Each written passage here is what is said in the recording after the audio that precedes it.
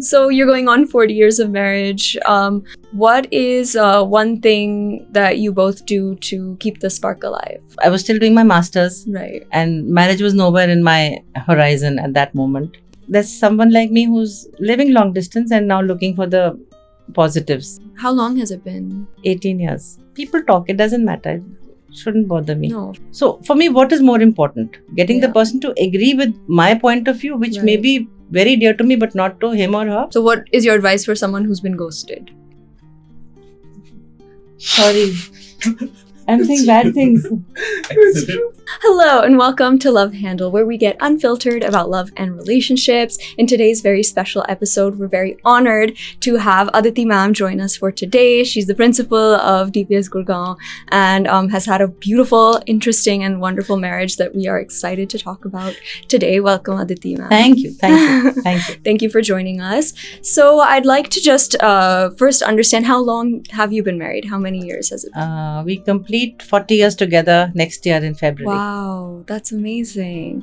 All right, so I would love to rewind the clock a little bit and go back to the beginning. Can you tell us how you met your now husband? We met at a common relative's house, Mm-hmm. and I was still doing my master's, Right. and marriage was nowhere in my horizon at that moment. But I believe his parents saw me and they liked me, so they spoke to that common relative that we like her and were other parents interested.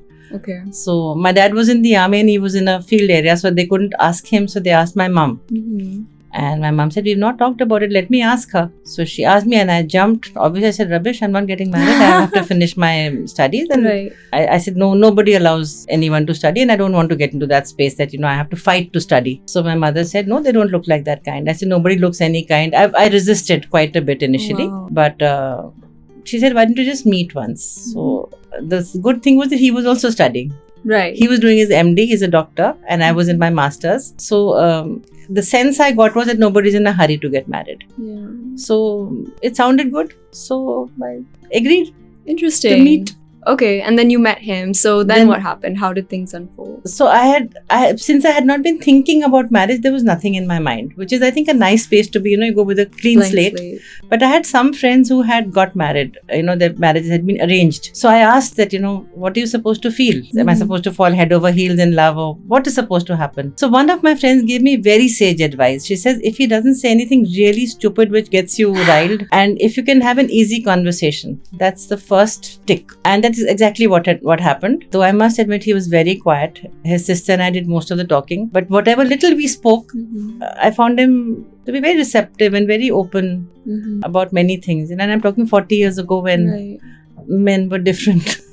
Oh, very interesting. What were your first impressions of him when you first That met he him? let me be. I don't know how I got that, but I got that he let me be, because again, I'm talking not even 40, 42. We were engaged for 2 years. So 42 years ago, I had that sense that here is somebody who will not stop me. I don't know how to put it, because I was also a dancer in those days. I used to okay. perform. So I put it on the table, that I intend to work, I intend to study, and I intend to keep dancing. Right. And I hoped that he would say, no, this won't do. And he just looked very interested. He said, I've never seen anyone dance, because, he comes from a family which was not into music and dance so much. So he said, can I come and see one of your performances? I said, okay, great first step. He's ready to see a performance. Wow. So I think it worked quite well, that there was acceptance of what I was doing. And I tried to probe that, are there any surprises for me? There was nothing, he's just into studies, into books. And actually, when I think back, he's quite different from me, because I like to talk, he likes to listen. Mm-hmm.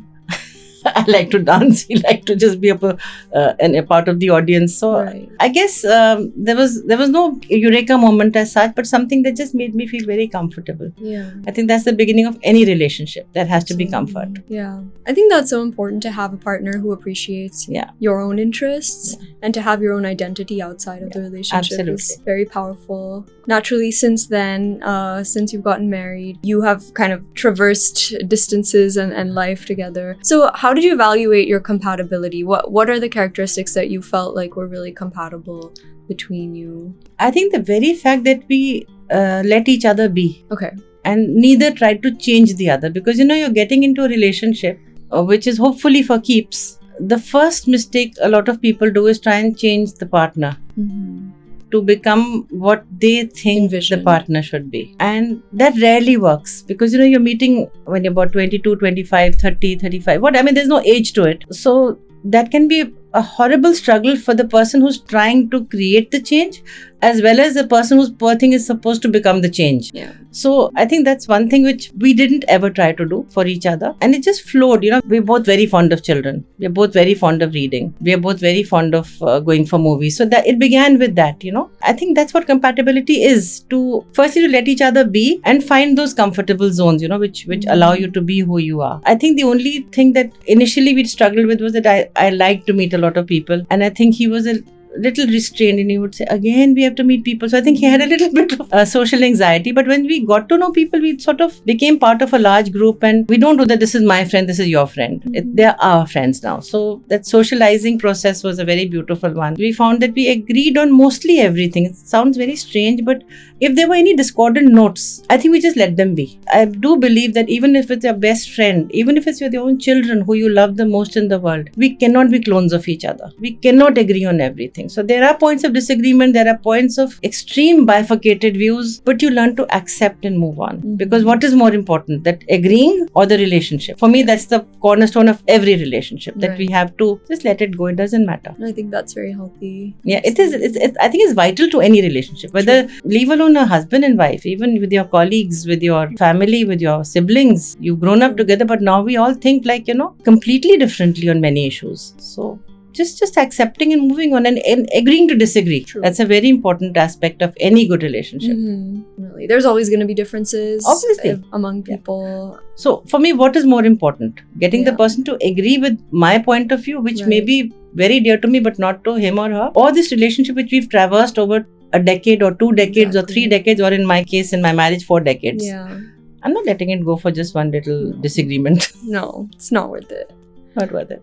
Absolutely. So obviously you have had a long and prolific career, and you mentioned your husband's also a doctor. I'd love to know, in what ways did your partnership enable your professional career or success? Like, how did you sort of maybe derive strength or inspiration as you work? Again, I think it's more about respect. He really respected what I do, and I, of course, as a doctor, the kind of work that he did was very respectful. I thought we were both serving society, so to say. Although there was a flip side, I must share the funny stories that when we wanted to set up homes separately and we were looking for a house, in those days people would ask if we had something called a company lease. Okay. We didn't have a company. I was with DPS, which is not a company, and he was with All India Institute of Medical Sciences, which is also not a company. Mm-hmm. So we used to always debate with our friends that, we both are serving society, one teacher and one doctor, and nobody wants to give us a house. So having said that, the very fact that we were both doing things which we were passionate about, it was never a job. I think we supported each other brilliantly in that. Yeah. So especially when the kids came, and there was one kid who had the sniffles or had fever, and I had to be in school at 8. Yeah. And he would say, okay, then can you come back at 10? Right. And I can go to work at 10. Okay. And of course, we had in-laws and parents next door nearby. So I would say, just come at 10 because he has to go to work and I cannot get away from school. Right. So it worked out pretty well that we supported each other in time-wise. There were times when I had to be in school till very late. So he would pitch in, he would say, I have so much of casual leave left. I'll take some leave and stay home and manage the children. You do your work. Don't be worried. So when you work at any job without the stress, that's what's happening to my kids. You put in your best over there. Yeah. So that worked very well. And then he had night duties. He had night outs, with his hospital. I would never, insist that you have to be here. How can I manage both the children on my own? So it sort of worked pretty well that we supported each other when it was required. I have 2 children. So when I had children, I would always say, I want to give up my job now. Right. And he would say, no, you'll go bananas. Please keep going to work. Wow. Don't take your 3 months off. Those days it was 3 months of maternity leave. But he would always ensure that I got back on my feet, and the little doubts that I had went away. I mean, he's really been very supportive. That's amazing. Yeah. That's wonderful. Yeah. I think it's important to have someone in your corner, a cheerleader and a very strong support system to know that you can fall back on. Absolutely. And he's always attended the annual days. Really? Even when the kids were not performing, he knew that I will be called on stage as somebody was coordinating by the principal. And he would always be there to clap for me. So that felt nice as well. Of course, it does. And as you mentioned, now you are living in different countries. You are navigating your marriage at a distance. So tell us more about that, and how are you sort of making things work? So that happened out of the blue actually.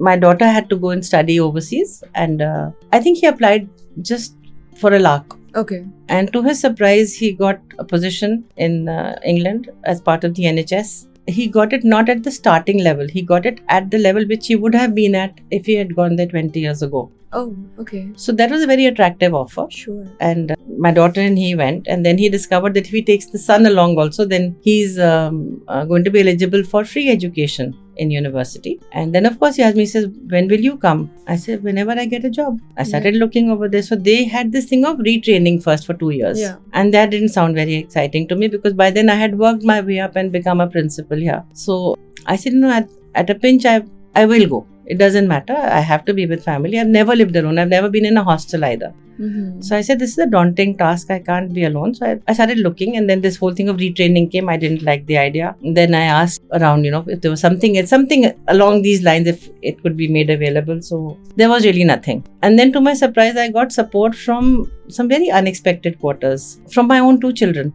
Okay. Who said we'd rather see our mother 4 times a year when she's happy and pleased with whatever she's doing than have her here 24/7 and being miserable because she's worked all her life and now she has to sit at home and do nothing. Wow. Then my parents were very supportive, but they always have supported me. An unexpected quarter was my mother-in-law, who, openly said that why should she go there and get down to, kitchen work and housework when she's doing such a good job over here. Mm-hmm. And coming from that generation and that support was very unusual for me, because I really thought she'd want me to go. And of course, she never has forced me into anything. But even one word, a discordant note would have maybe troubled me a little bit. Mm-hmm. Then the hidden support came from my management, who said you don't have to leave. You can have flexible timing, you can have flexible holidays, but just stay on. So that's how it's been. Right. The very fact that I'm very family oriented. We have strong family ties. So, of course, thanks to technology, FaceTime, phones, we can talk to each other anytime for as much time as we want. To being there for each other on important days. To them understand that I cannot be there for something, if it's difficult for me. And sometimes doing really erratic things like, my daughter's graduation was on a Monday. So I flew out on a Friday evening, reached them Saturday morning, attended the Monday thing. Tuesday I was back in school. Oh, wow. So probably my health is not at its best, but my mental health is at its peak. That's brilliant. No, I think, sometimes these challenging situations are the true test of the relationship of the family. Like this is when the strength is really visible. Really. When you have to kind of navigate. And the fact that people around sometimes don't understand, when you meet people socially and they think either your marriage has broken up or is on the verge of breaking up. And it took time for me to steel myself and, not care about those voices. Initially, it did bother me a lot. I can imagine. People tell me how lucky I am that I can go to England 4 times a year. I said I live alone for the other 8 months, 9 months, whatever. Yeah. People talk. It doesn't matter. It shouldn't bother me. No, of course not. How long has it been? 18 years. Oh, 18 years of this long distance. Oh, wow. Okay. I would love to know, is there a particular memory or moment you've shared with your husband that particularly stands out to you as one of your cherished, most favorite ones? Except for the fact that, when we actually got married, there were many voices within the family that kept saying that, she's going to give up dance, she's going to give up dance. Mm-hmm. So I told him just before the marriage, I said, I'm not giving it up, by the way. I'm going to give it up when I'm ready. Sure. Not because people think I should give up, that I'm now a wife or a daughter-in-law or a mother. Mm-hmm. I'll stop when I have to. I won't stop otherwise. And to my surprise, he asked me, he says, who said it? I said, I just heard some. So he said, are they important? I said, not really. He said, ignore them. Mm-hmm. Nobody's going to tell you what to do. You do what you want to do. Mm-hmm. So that was a very special moment for me, because in general also, except for those who sort of took it up professionally, most other people who were amateurs but serious about this hobby, all my co-dancers gave up after they got married or after they had their first child. So I continued till my second child was born, and then I gave up for my own reasons. That I'm a bit of a perfectionist, so I wanted to be a very good wife, a very good mother, a great teacher, and then a great dancer. It wasn't working. 4 balls was too much to juggle, so I had to drop one, and I think the pragmatic decision was to drop the dance. But that has also helped me in so many ways, in teaching, in appreciating or in choreographing functions in school. Sure. Sure. And a lot of my students say, your eyes speak more than your lips sometimes when you're angry. So I said, okay. Must be my dancer training. Roots. Yeah. I think having a partner who can hold space for you and who will, in fact, encourage you to nurture your craft. And then he wanted to know more about the dance. So when a couple of times I took him to see other dancers, and to my absolute horror, he went to sleep. I said, you do this for my dances? He said, no, yours are very interesting. I said, it's the same one she's doing. Poor woman, you're not watching her, you're going to sleep. Yeah. So the fact that there was encouragement, and there was interest, genuine interest, and a day after the function, he would want to go to every newsstand and pick up the newspapers, which would have, those days used to have a nice review. There were 5-6 reviewers whose words mattered. So you went and picked up a Pioneer, you went and picked up a Statesman, because you wanted to know what they've written. So all those little things which... Yes, your biggest fan. Amazing. So you're going on 40 years of marriage. What is one thing that you both do to keep the spark alive? Meet on all important occasions. We are never alone. The only time I was alone on my birthday was during the pandemic. And my family, my parents, my brothers, my children called me every hour. So I said, what is wrong with you? I'm not on a suicide watch. I'm doing nothing. I'm just feeling a little sad that I'm alone. I'm fine otherwise. You can't ring up every hour. Are you okay? Happy birthday again. What are you doing? I said, I'm doing nothing. I'm just sitting here. So important days, we are always together. We travel a lot together. Okay. And we always like to surprise each other with little events, little treats, something which you didn't expect. Yeah.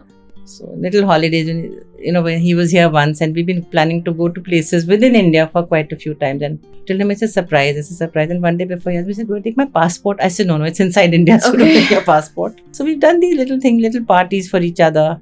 So I think you look forward to that. Sure. There's something exciting will happen. Just celebrating life. Just celebrating together, whatever, even the smallest occasion we like to be together. What would you say, if you had to pick, is your favorite quality in your husband? He doesn't judge at all. He's very accepting, very supportive, and except for sometimes if he has something, the children should be doing something, and he shares with me. Shouldn't they be doing this? And I say, no, not at all. This is not what young people are supposed to do. Let them be. So for me, he's been like the proverbial pillar of support and strength. I think that's very important for every person to be allowed to be who they are, what they are, and not superimpose expectations of the self or of society on them. I think the most important thing is to have a profound acceptance That's for your partner. Accepts, doesn't judge. So it's a very nurturing relationship then in that sense. So it's my understanding that both your children are married. Yes. They are. Okay. What was a piece of advice that you gave your son or your daughter at the outset of their marriage? So my son married somebody he met in Germany. And he told me, I said, I hope you're very sure what you're doing, because he was young by today's standards when he got married. So he says, I'm very sure. I said, there has to be absolute acceptance. Don't try and make her who you think she should be. And for my daughter also, my daughter was very reluctant to get married actually. So I had to push her a little bit, and she kept asking me that, why do you think it's important to get married? I said, it's not important. Who said it's important? It's just, as a mother, I would be happier that you have someone. So then, we had a proper conversation. So she says, do you think a man completes a woman? I said, no, not even that. It's just companionship. Right. I would be much happier if I knew you're not alone. That's all. And she met this boy through some friends, and they got on like a house on fire. And it happened just before the pandemic. So I was able to say, I told you so. Because she wasn't alone during the pandemic. Yes.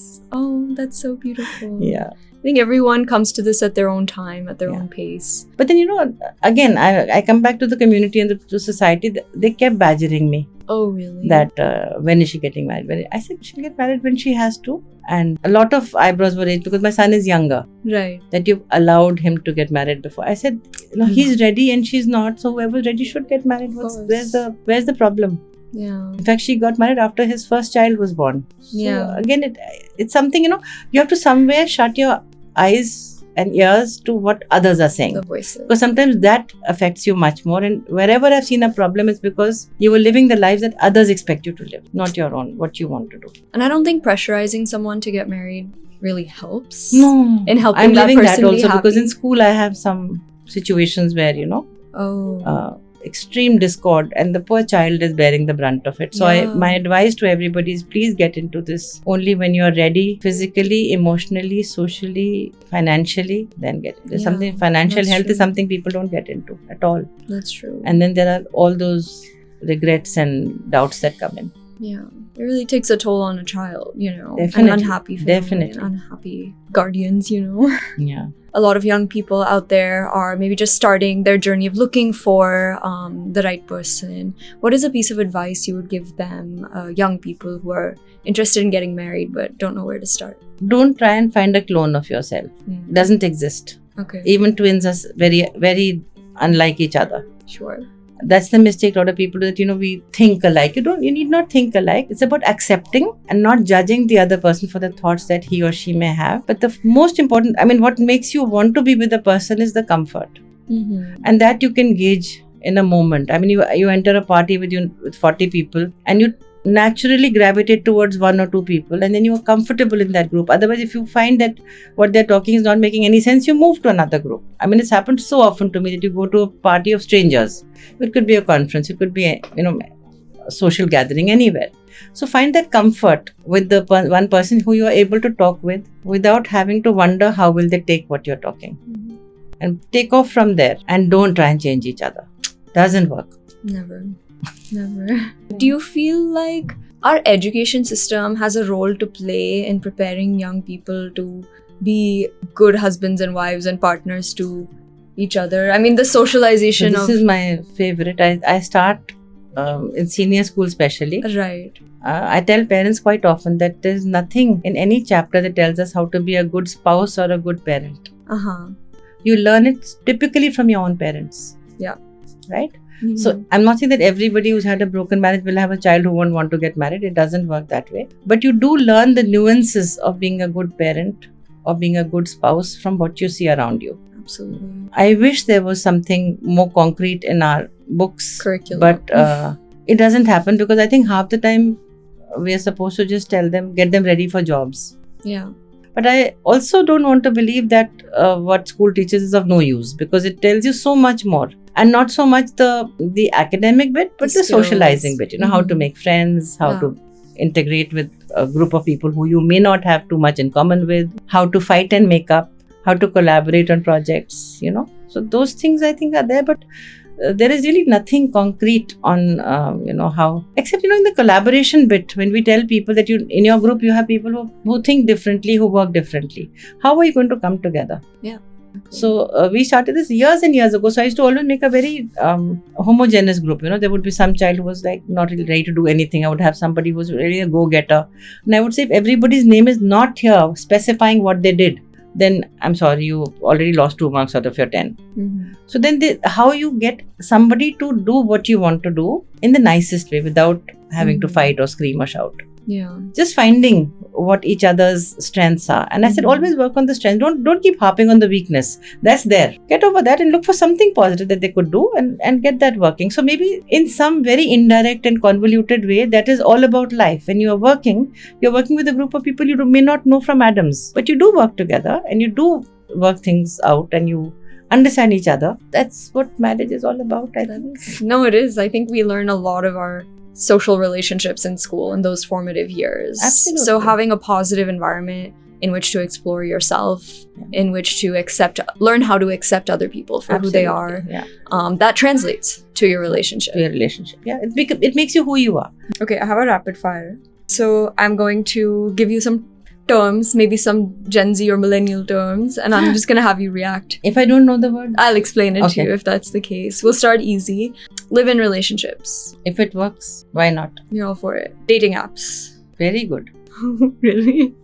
Okay. At least you get to know the person. It's not a blind date. At least you're meeting somebody who, you're looking for some basic traits. So why not? Situationship.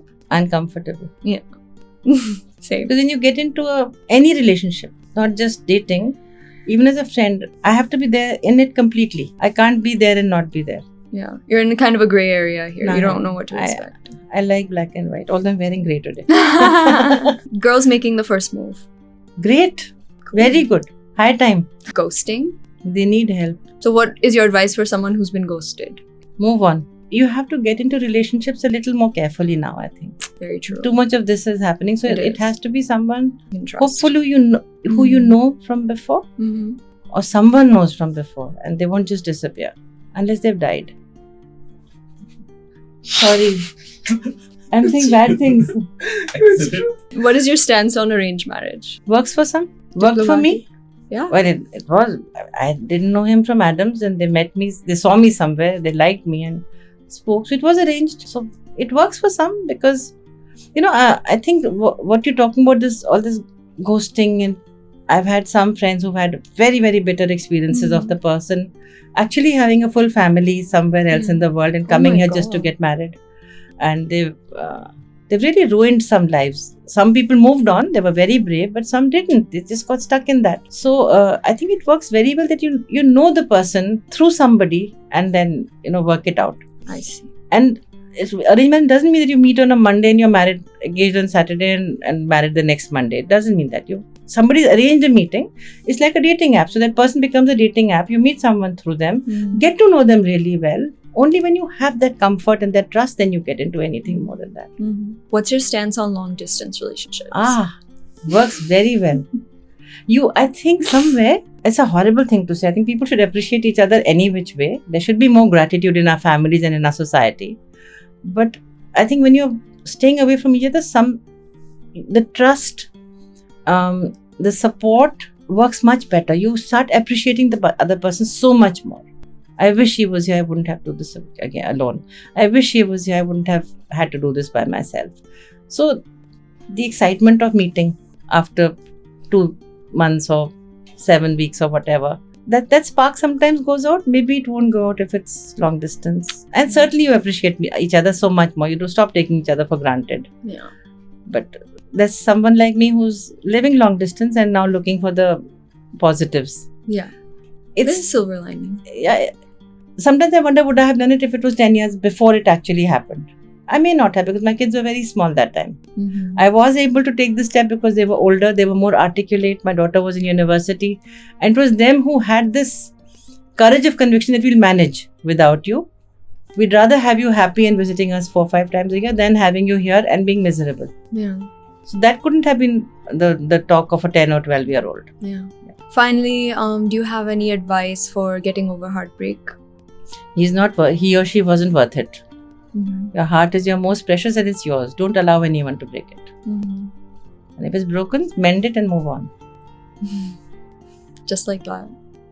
Okay. Thank you so much for joining us, Aditi ma'am, and sharing your infinite insights and wisdom. If you enjoyed this video, please be sure to like it, share it, subscribe to our channel for more such content. Verona.